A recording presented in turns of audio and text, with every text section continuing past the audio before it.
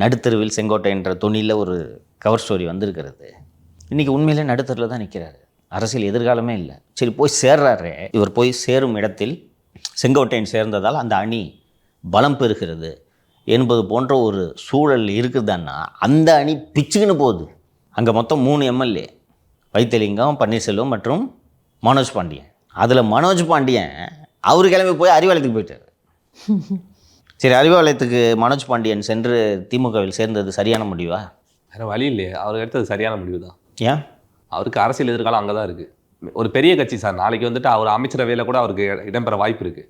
இந்த கட்சியில் உட்காந்துக்கிட்டா எப்படி சார் கிடைக்கும்? அது ஒன்று.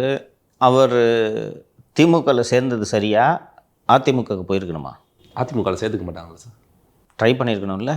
நான் சொல்கிறேன், மனோஜ் பாண்டியன் வந்தால் சேர்ப்பதற்கு எடப்பாடி பழனிசாமி தயாராக இருந்தார். அவருக்கு அவர் மேலெல்லாம் ஒன்றும் பிரச்சனை இல்லை. ஏன்னா மனோஜ் பாண்டியன் எங்கேயுமே வாய் திறந்து பேசுனதில் கவனிச்சிருக்கீங்களா? பேசவே மாட்டார். இன்றைக்கி போய் எடப்பாடி பழனிசாமி வீழ்த்துறதுக்காக தான் நான் இங்கே சேர்ந்துருக்கிறேன் என்று அவர் சொல்கிறார். ஆனால் எங்கேயுமே அவர் பேசலை. ஒரு பழனிசாமிக்கும் அவர் மேலே, பழனிசாமிக்கோ மற்ற தலைவர்களுக்கோ அவர் மேலெல்லாம் பெரிய கிரீவன்ஸ்லாம் எதுவும் இல்லை. வந்து தான் சேர்த்துக்கிட்டு இருந்திருப்பாங்க. ஹி மேட் அ மிஸ்டேக்குன்னு தான் நான் பார்க்குறேன்.